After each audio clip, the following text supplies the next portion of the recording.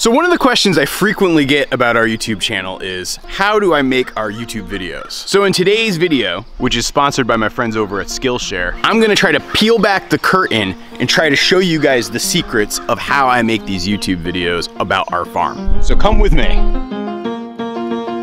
Morning, Toby dog. How's it going, buddy boy? This is the point in the video, pal, where I act like I didn't just see you a moment ago as I was setting up the camera. Oh my golly, you're getting so shaggy. Look at this, I don't have to brush you again today. So when I was a little kid, I used to love to tell people stories. Whether it was my friends, or teachers, or parents, or relatives, or neighbors, or anybody. I love to tell people about what I was thinking about, the ideas that I had, and the things that I had experienced. And really, as a child and teenager, I was very focused on telling a lot of my stories as like comic strips. Like I drew a ton of comics when I was a kid, and it was like one of my favorite things to do. And then when I went to college, I actually went to art school, and when I was in art school, I actually studied animation and got really into making videos and films about the stories that were inside my head that featured whether it was drawn or computer animated or even like stop motion type of animation stuff. And even as I was an adult working a career, you know, I was working in marketing for the most part, which if you think about it is really just all about storytelling. And so when Allison and I made the decision to start this farm, I knew that one of the important things I wanted to do with starting the farm was tell the story about starting the farm, so that other people could get a sense of what we were experiencing, what we were all about, and ultimately, as we had farm products to sell, there'd be a group of people who'd be interested in buying those farm products. And so that's how and why I started this YouTube channel to begin with. And so for that reason, storytelling and knowing what story I want to tell is always the first and most important thing when it comes to how I make my videos. I very rarely will ever start shooting a video without having a sense of what the story's about, what do I want to call the video? How do I want to introduce it to people? That to me is like the initial thing that I need to have before the camera starts rolling. I know that there's a lot of people out there who will make videos about their farm and homestead, and they'll just start rolling the camera and see what they capture and hope something good comes of it. And for some folks, I imagine that's fine. But for me, it's so important to know what type of story I'm telling. Am I telling a happy story? Am I telling a sad story? Am I trying to teach somebody something? Those things really matter to me, and I need to know what's the destination I'm driving to before I want to start the car and start driving. So step one in my farm video making process is to know the story I want to tell and get a sense of how I want to tell it. Morning, little goslings. How's it going there, little ones? What are you doing over in the corner? You're getting big. How's everybody this morning? Yeah?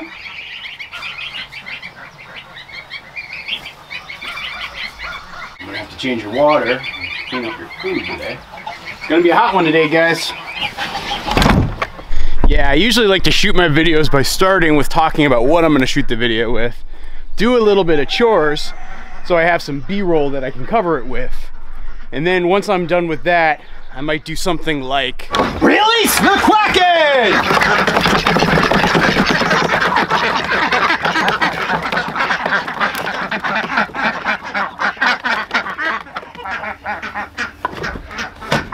I keep having to move this ramp because I keep having to check eggs, but I think it was a little bit far for the ducks this morning.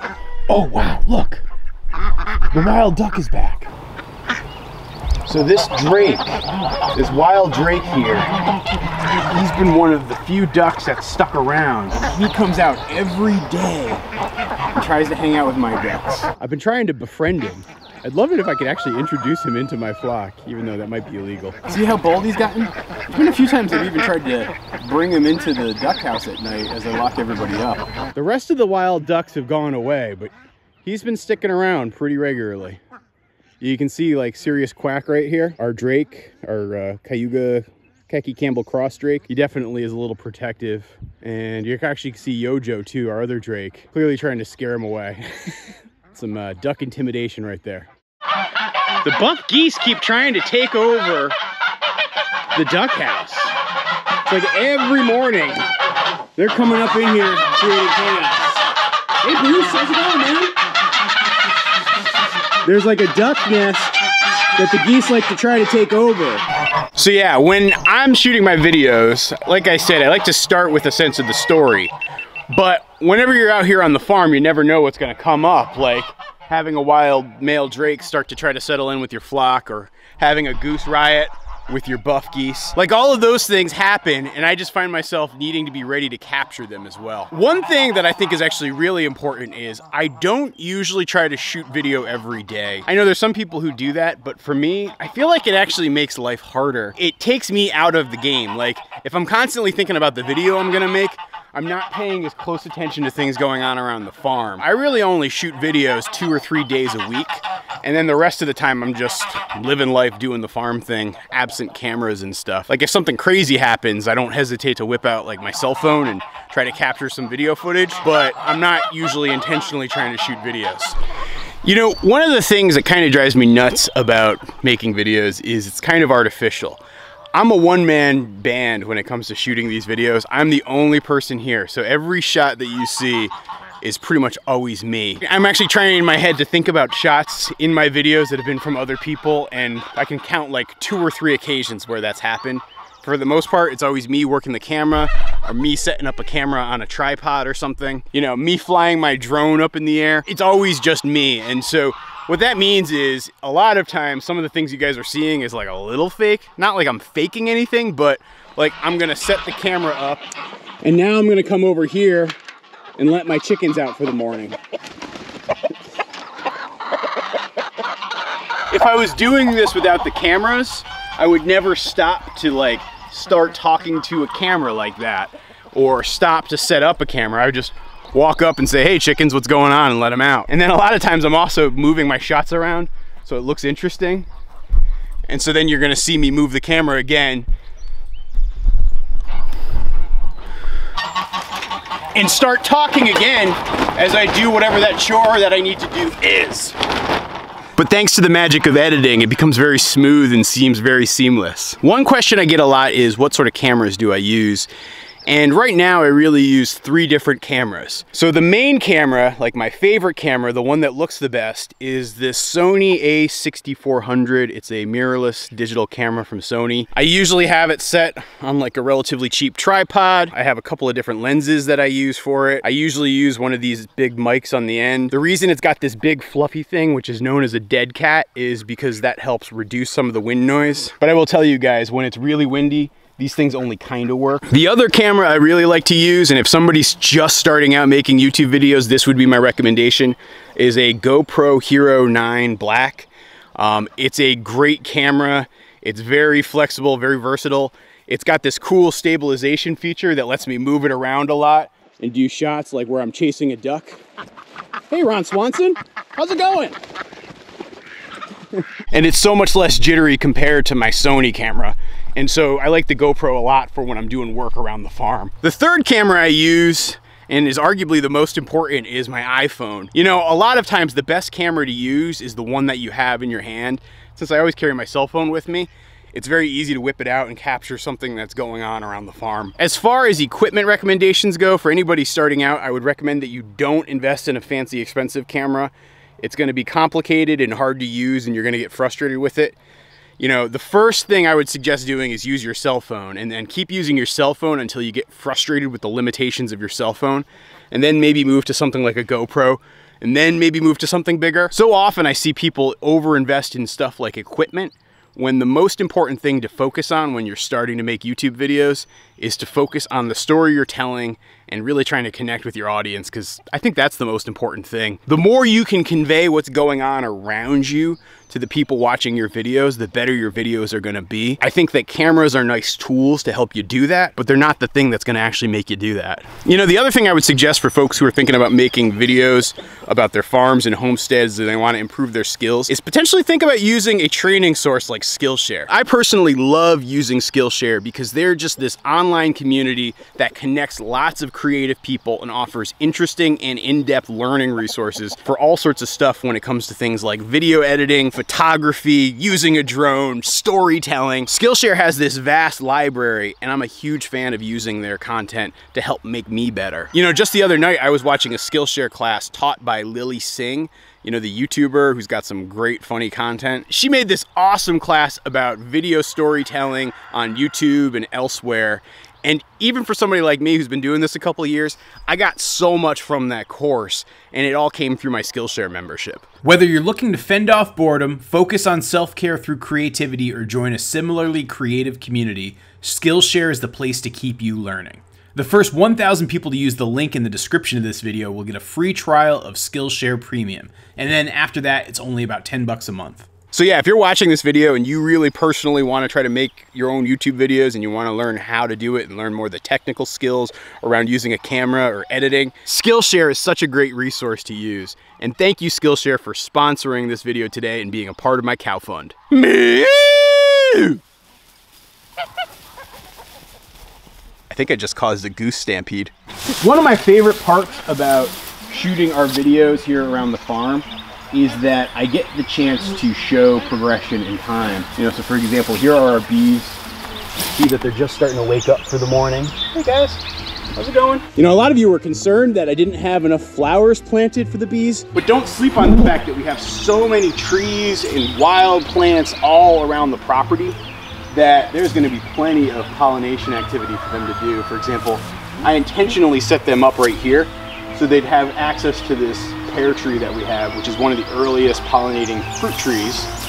We also have that apple tree, other apple trees over there, other apple trees over there. And I guess I point all of this out because a lot of times I'm making videos that don't just all happen in one day. I mean, sometimes I do it like this video I'm making today where I just take the camera out and shoot a video and I'm done within an hour or two of doing my chores. But a lot of times my videos take days and weeks and even months to develop. So for example, all of you guys know about the goose that's living inside my dog's house. It's been nearly a month that she's been inside there at this point. She's even starting to reject certain eggs that I don't think she thinks are fertile.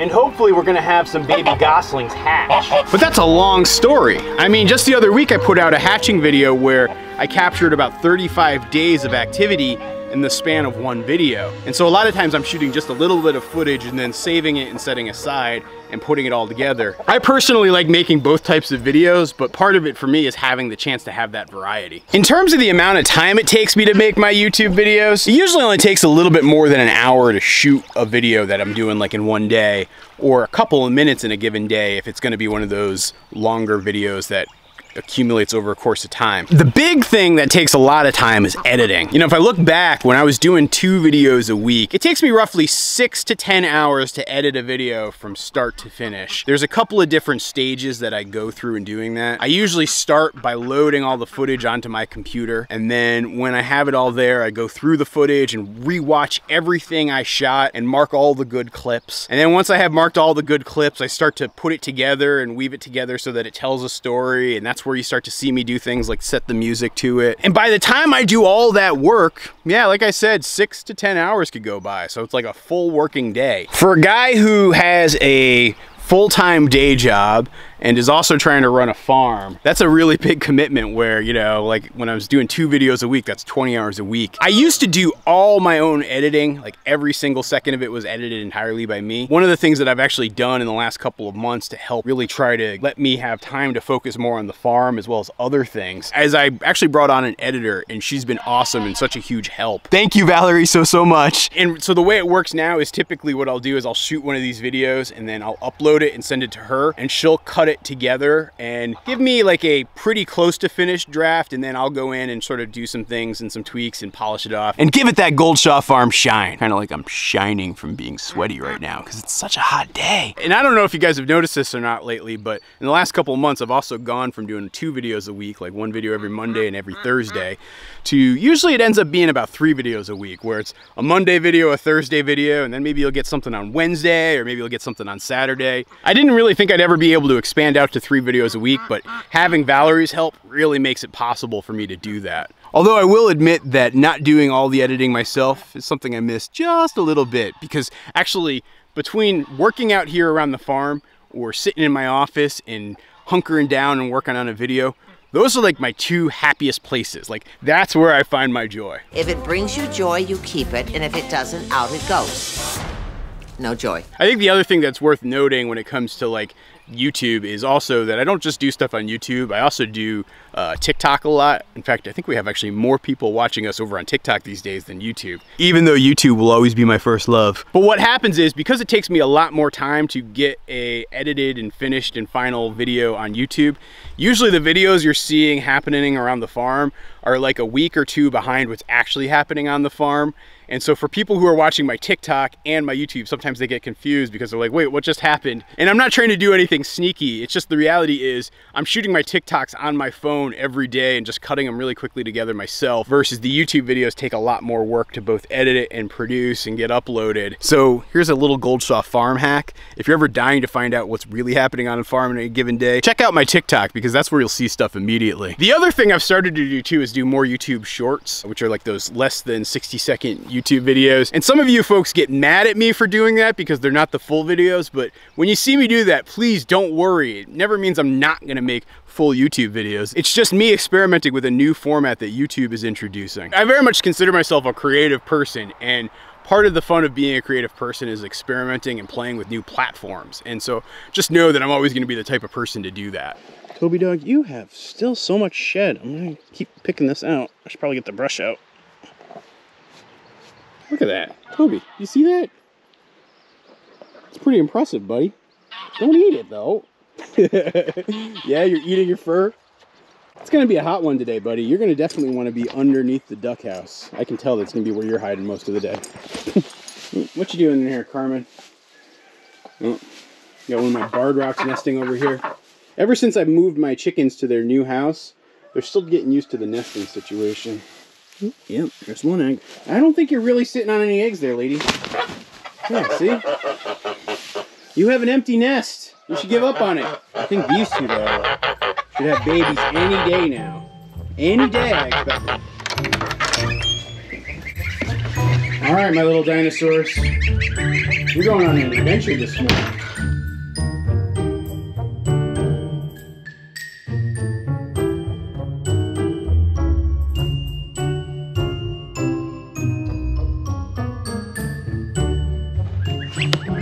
How did you get your head looped through there?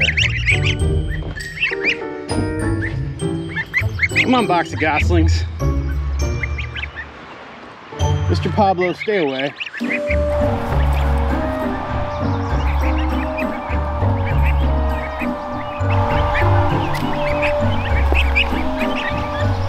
There you go.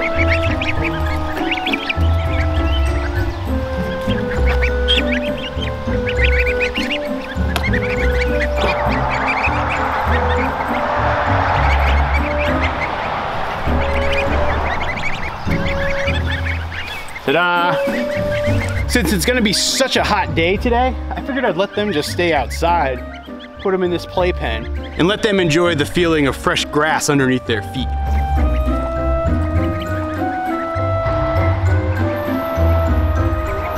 That's right, guys, you're geese that get to be geese.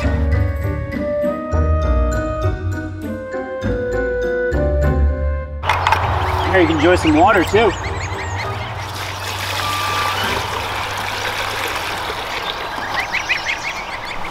It's amazing how they go from fluff balls to dinosaurs to maybe geese pretty soon. I might even have to move this thing once in the middle of the day so they keep getting fresh ground. They are picking through this grass. Can I encourage you to go into the water? You don't want to explore the water yet, do you? I'm gonna have to do a little baptism.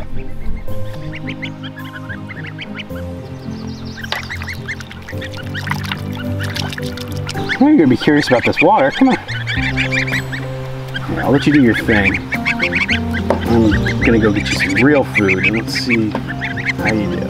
I hope you guys enjoyed watching this video and seeing what goes behind my working process. If you're really curious about the topic, a few years back, my friend Jessica Sowards from Roots and Refuge Farm, she and I made some videos about this, so I'll leave a playlist right there. And I'll see you guys in that next video. Thanks for watching.